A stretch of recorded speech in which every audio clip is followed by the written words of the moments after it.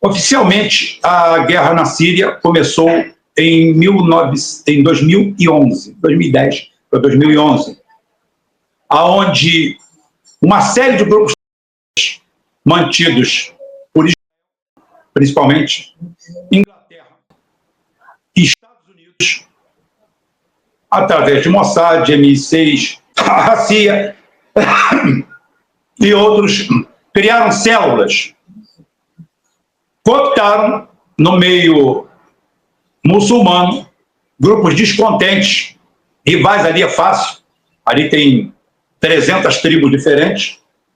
Como eu falei, o principal aliado de Israel naquela região é a divisão, o fracionamento muçulmano, e criaram nesses grupos vários, o principal deles Al-Qaeda, o ISIS e Al-Qaeda.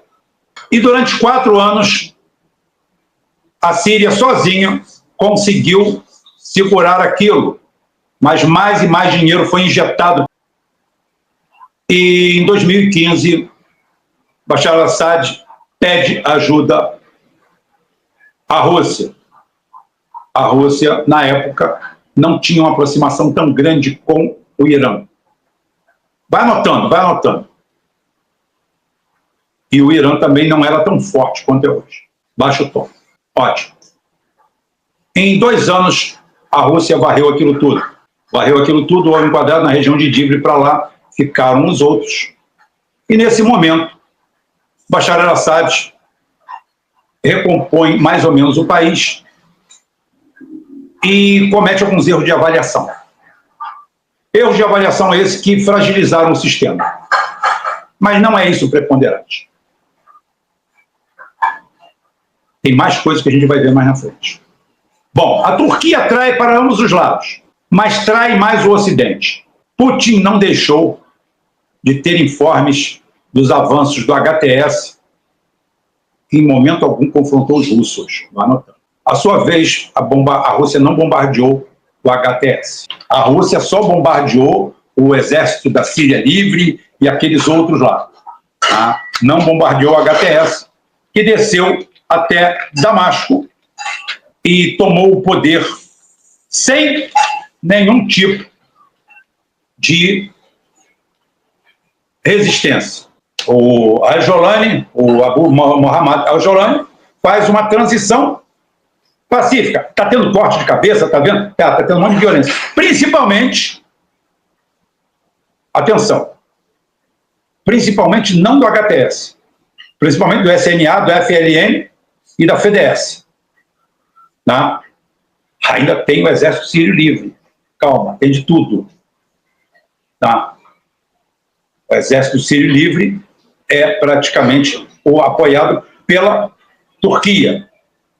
E tem o FDS, que é os curdos, que estão em briga direto com o negócio. Então, eu digo que a Turquia, Erdogan, no momento, chega e diz que ele e Putin são os únicos estadistas do mundo.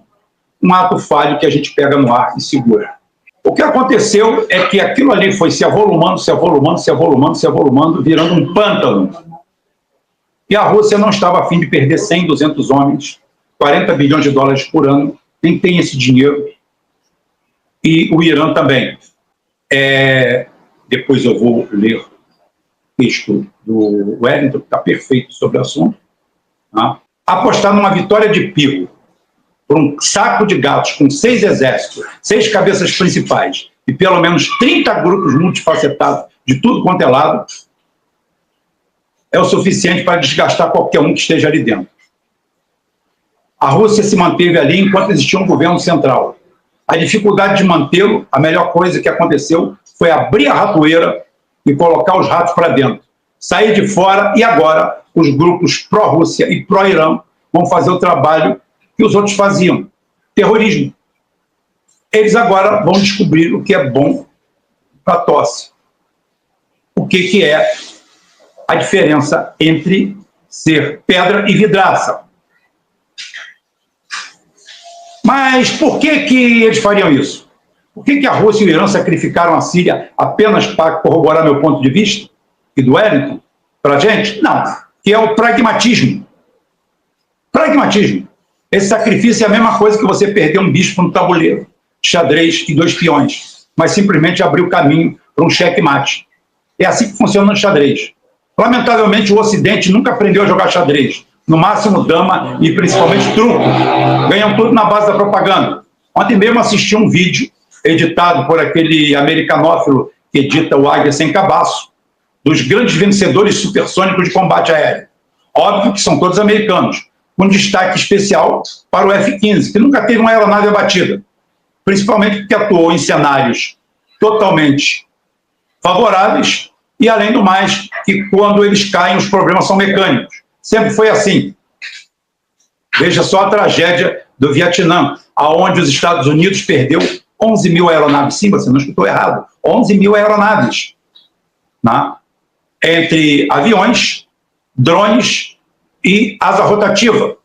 Muitos foram acreditados a acidentes e muitos ao sistema de defesa terra-ar, quando na realidade centenas deles foram abatidos no ar pelo eficiente MiG-21, que fizeram a festa e destroçaram principalmente os Thunder Chief, os F-105, os Douglas A-4 e seus caças de superioridade aérea, naquela época que eram os F-4 Phantom, que não raro eram abatidos pelos subsônicos MiG-17. Muitos foram abatidos pelos MiG-17. O F-17, o MiG-17, era um avião de uma letalidade incrível em dogfight, por causa das suas curvas fechadas, e um tiro livre. Os F-4 foi mais uma falácia americana que eles não precisavam de mais de canhão. Eles no míssil acertavam tudo, porque o míssil americano ele funciona na Disney e eles acham que no mundo real funciona igual. Quando foram para o campo de batalha, pegavam um F-17, enquadrava, travava o alvo, soltava, o cara fazia uma manobra, virava, acentuava a curva, entrava na traseira, 2 rajadas de ponto .50 e o F-4 ia para o saco. Perderam 750 F-4. A tiro de canhão. Tudo ocultado pelo Ocidente. O único analista militar de combate aéreo no Brasil que tem credibilidade e capacidade se chama Cláudio Luquezzi. É o único da revista Asa. O resto é tudo moleque. Se você quer ouvir alguma coisa de relato, você vai ver ali. Tudo moleque. O resto. Tá? Se está tendo ali, hoje é um pântano, é um Vietnã. Quem entrar ali está comprando uma maré turbo, um motor batido. Batendo. Que é bom, batendo ele é melhor. Você tenta salvar ele. Tá? A queda da Síria e a vitória aparente do Ocidente em derrubar Bashar al-Assad e seu governo em apenas 11 dias inundam a imprensa de propaganda dos papagaios das redes sociais sobre como este feito magnífico foi possível. É sempre bom lembrar para vocês que uma vitória de pirro significa vencer a alto custo com efeitos prejudiciais para o vencedor, tornando sua comemoração efêmera e desprovida de sentido, considerando os prejuízos irreparáveis causados. Essa expressão dá conta do que nem sempre a vitória pertence ao vencedor. É a mesma coisa que eu falo de contar defuntos. Contar defuntos não é forma de ganhar guerra. A resistência síria ao ataque do HTS era esperada e as forças defensoras superavam em número os atacantes, que torna a falta de resistência ainda mais reveladora. Nós falamos isso aqui. Toda análise, todo analista fazia a mesma análise.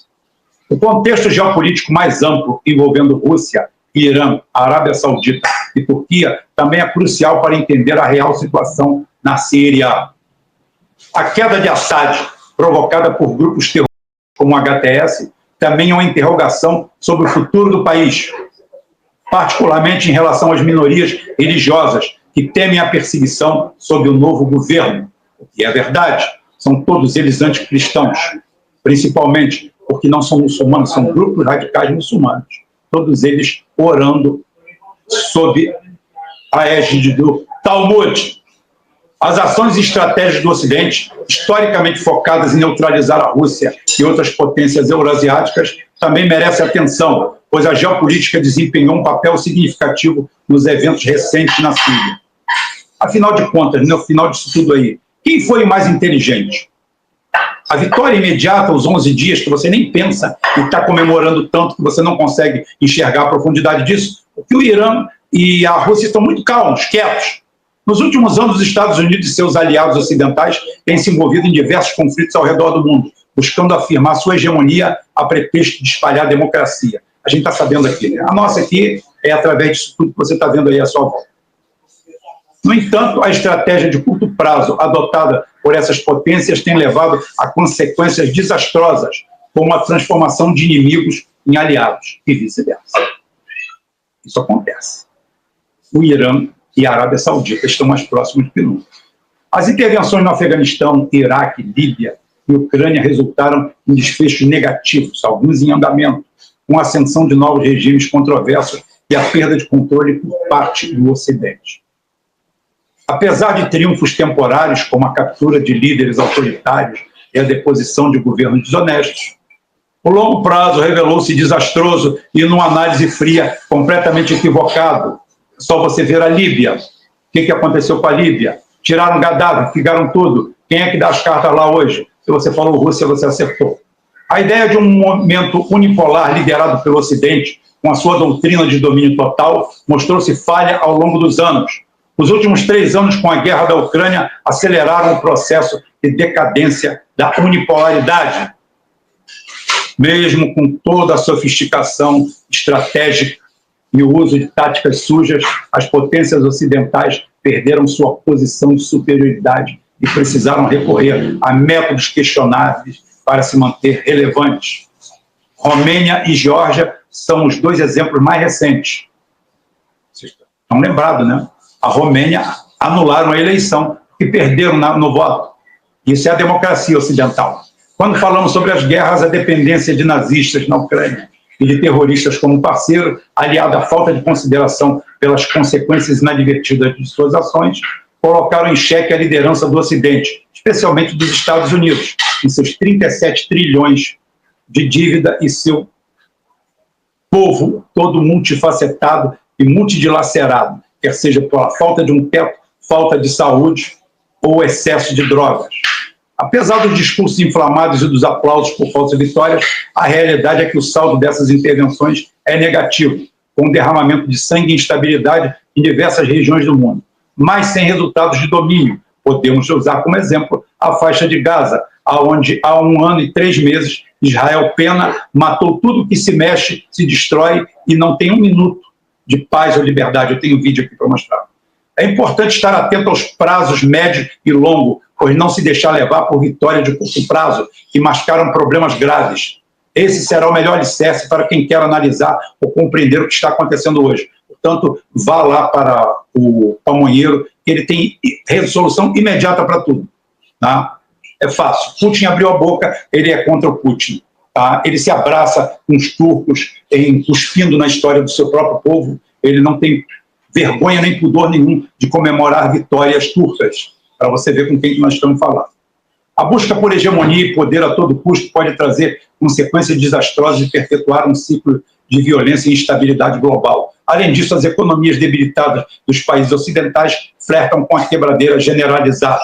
Os Estados Unidos e seus seguidores deveriam repensar as estratégias adotadas e buscar soluções menos desafiadoras, eu falei isso anteontem, e até cooperativa para os desafios que se apresentam no cenário internacional, mas eles querem hegemonia, não adianta.